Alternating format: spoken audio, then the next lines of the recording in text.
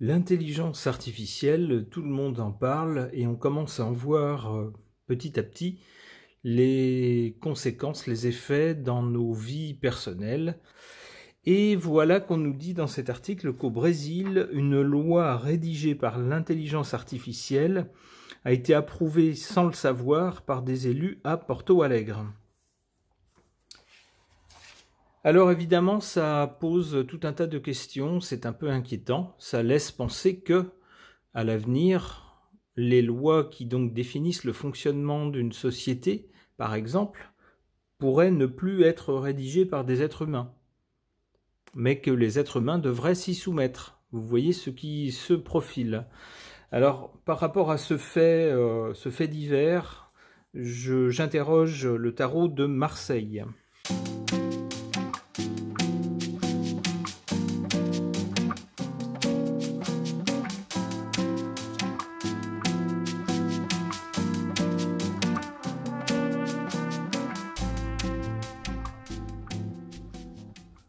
En carte centrale, pour le présent, on a la tempérance, qui semble nous dire « mais non, il ne faut pas s'affoler, c'est...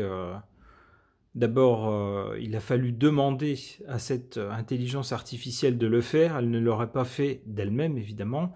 Et puis, il y a des gens qui étaient bien au courant, donc rien ne se passe finalement sans volonté humaine, donc pas de panique, les choses sont encore sous contrôle.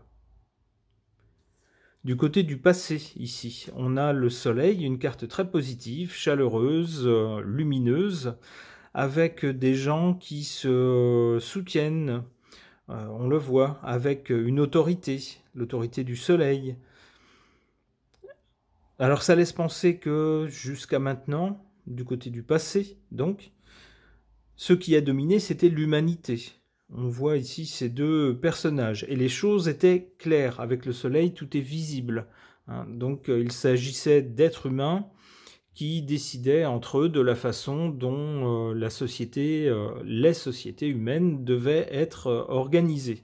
Et puis tout se passait à peu près bien, nous dit-on, avec ce soleil. En tout cas, les choses étaient claires. À l'opposé, du côté de l'avenir, ici, on n'a plus le soleil, mais la lune. La lune nous parle bien de communauté et nous parle bien de nation, comme on l'a vu avec cet article en introduction. Mais la lune, c'est aussi des choses beaucoup moins claires qu'avec le soleil. Avec le soleil, tout est visible. Avec la lune, non. Il y a une partie des choses qui sont visibles, et encore, ce sont parfois des faux semblants, des reflets, des images, des mirages aussi, mais il y a surtout une partie qui n'est pas visible. Et c'est la partie la moins agréable et la plus inquiétante. Et c'est ce qu'on nous dit pour l'avenir par rapport à cette histoire d'intelligence artificielle.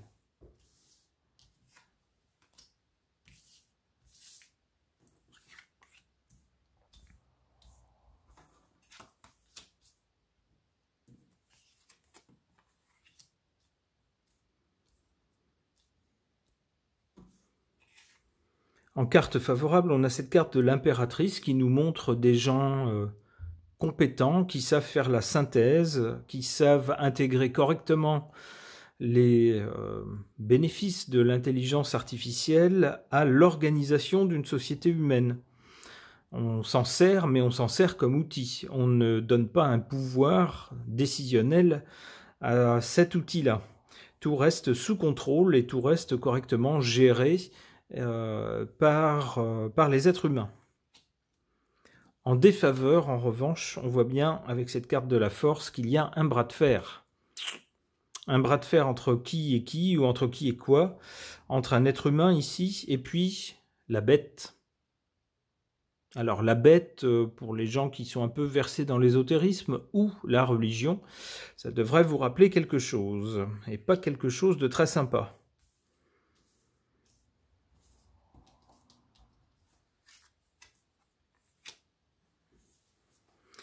Du côté de l'avenir, donc, on a des choses qui sont moins évidentes que par le passé. En tout cas, il y aura des choses cachées par rapport aux sociétés humaines, toujours concernant donc ce tirage général sur l'intelligence artificielle et ses interactions avec l'organisation de la société. Donc à l'avenir, il y a des choses qu'on ne saura pas. Peut-être que certains ministres, par exemple, ou certaines organisations, certaines institutions auront, sans le dire, recours à l'intelligence artificielle pour rédiger des choses, pour décider de certaines choses.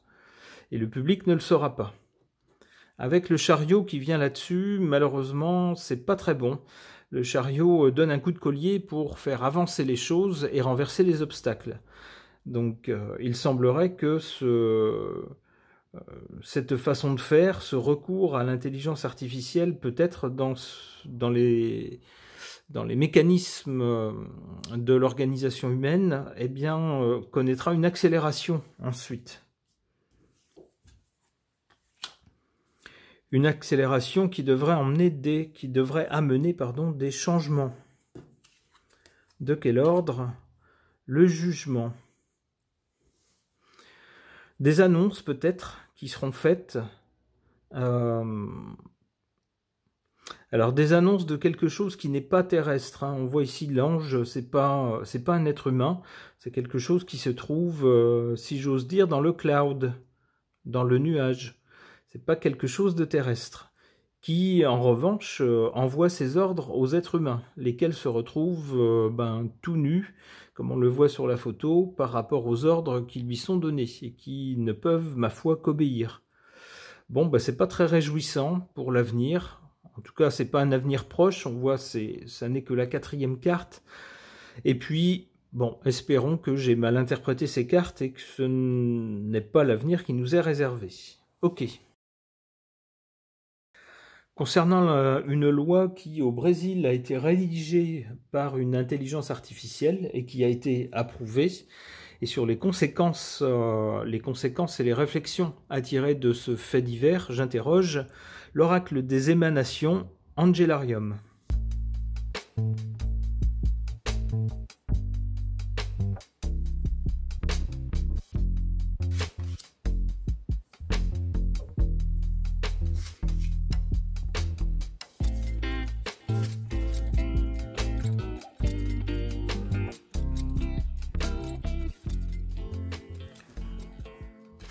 Du côté du passé, ce qui a prévalu jusqu'à présent, on a Phanuel, l'ange de la vérité.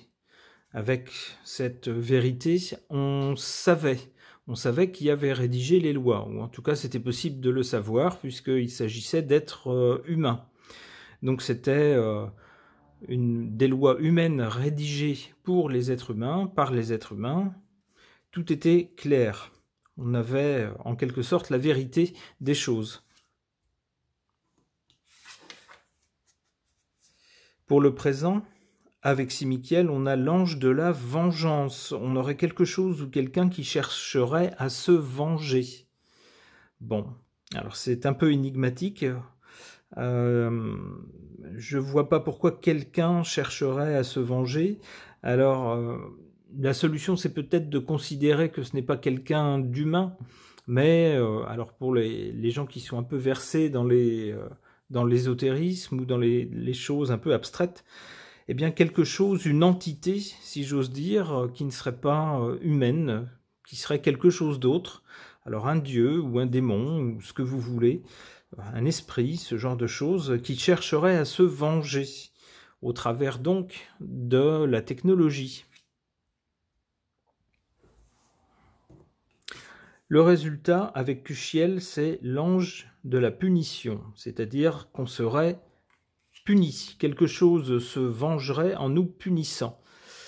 De quoi? Eh bien, ça peut être, on peut imaginer toutes sortes de choses. On peut imaginer que l'homme serait puni pour sa cupidité, peut-être pour sa paresse, avec l'idée de se dire, plutôt que de faire les choses moi-même, je vais recourir à des machines pour faire les choses à ma place, parce que je suis un peu paresseux.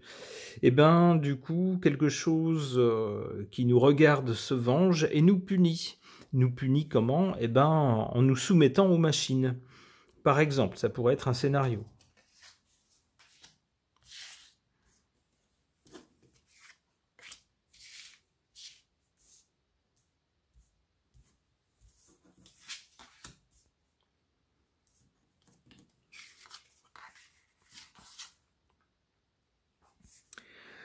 Eh bien, il semblerait que ce scénario se confirme, puisqu'ici en carte défavorable, on a Bina, qui nous parle de connaissance, d'œil gauche et de connaissance. La connaissance, c'est effectivement ce qu'il faut pour pouvoir faire les choses. Par exemple, dans ce cas, des lois. Pour pouvoir faire les lois, il faut avoir connaissance d'abord de la constitution du pays, et puis des termes appropriés pour faire les lois. Il faut avoir connaissance aussi des sujets, cela demande donc du travail et des connaissances. Eh bien là, on a cette carte en défaveur, en carte défavorable, parce que eh bien, quand on a recours à l'intelligence artificielle, on court-circuite un peu tout ça, tous ces besoins et tout ce travail, en mettant tout ça dans les mains de l'intelligence artificielle. On n'a plus besoin soi-même d'avoir toutes ces connaissances et d'avoir toutes ces capacités. On s'en remet à l'intelligence artificielle. On se prive donc des connaissances qu'il faut. On se dit on n'a plus besoin des connaissances. Ah oui, on n'a plus besoin des connaissances, ben du coup, on n'est plus capable de faire les choses. Et c'est la machine qui se retrouve seule capable de les faire à notre place.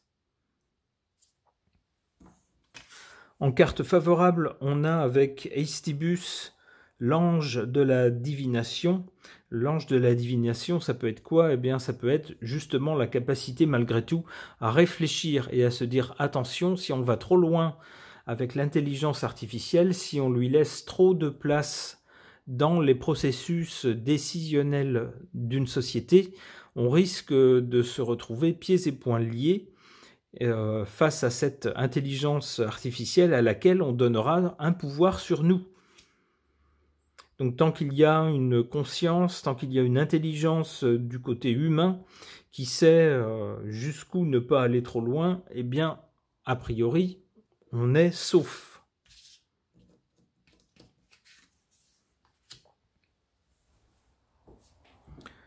Après l'ange de la punition, on serait donc puni par notre envie de moindre effort, notre envie de nous en remettre à l'intelligence artificielle un peu pour tout et pour rien. On serait puni donc en voyant cette intelligence artificielle petit à petit nous commander, prendre le pouvoir et nous commander, et on aurait donc ensuite, avec Shelégiel, l'ange de la neige, eh bien quelque chose de froid, une espèce de long hiver. Un hiver pendant lequel l'être humain serait obligé tout simplement d'obéir. Il n'aurait plus le pouvoir de prendre des initiatives ou de contrôler les choses. Et bien sûr, ça amène à quoi? Bien sûr, lorsque tout se refroidit, tout se fige, tout s'arrête, on finit par arriver avec Azraël, l'ange de la mort, on finit par arriver à une fin. Alors espérons que ça soit la fin de l'intelligence artificielle et pas de la nôtre quand même. Ce tirage est maintenant terminé, merci de l'avoir suivi.